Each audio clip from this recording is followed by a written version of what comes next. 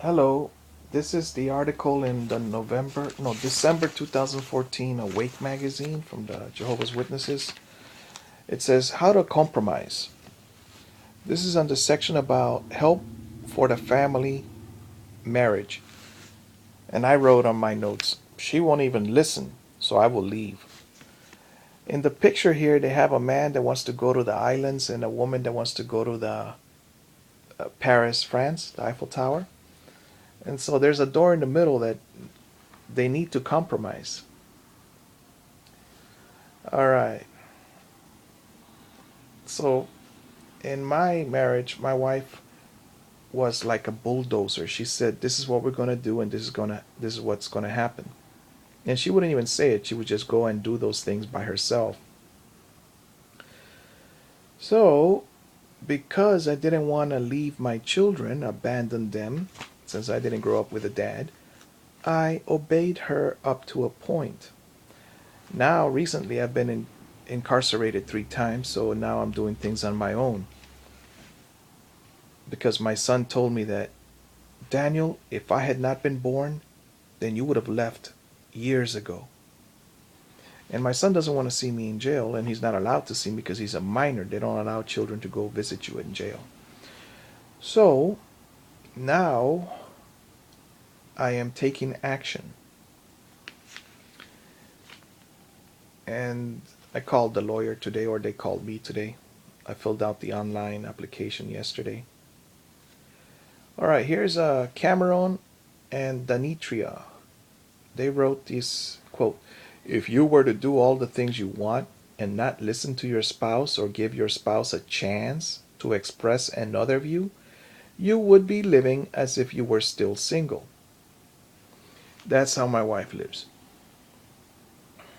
So, here it's another one. Brad and Carly.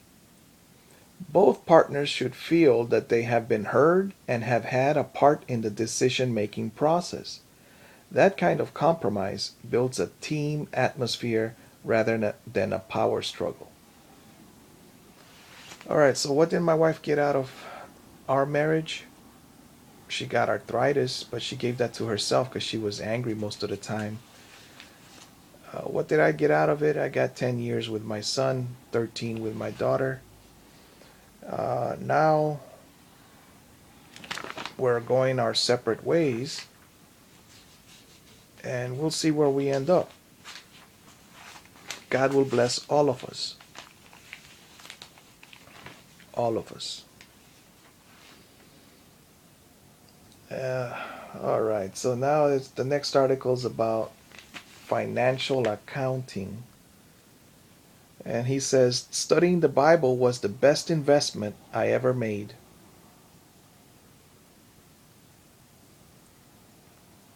The Bible also emphasizes attitudes and behaviors that promote economic security. It teaches people to be honest, trustworthy, compassionate, and generous. It says, to me, religious groups seemed more like social clubs. I started studying the Bible with the witnesses.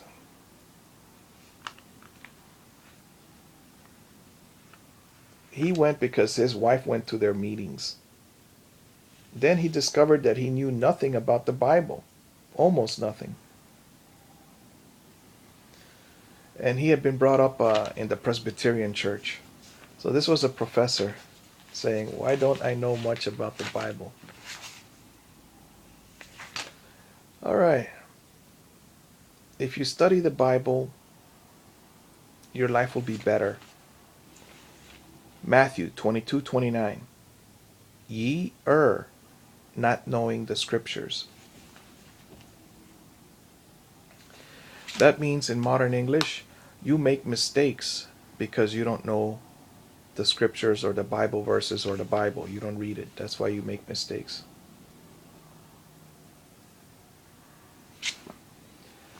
All right. See you in the next video. God bless you.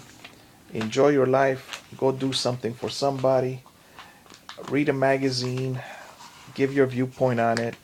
And then you can pass on the magazine. So I've done that. It's 1 o'clock on a Friday.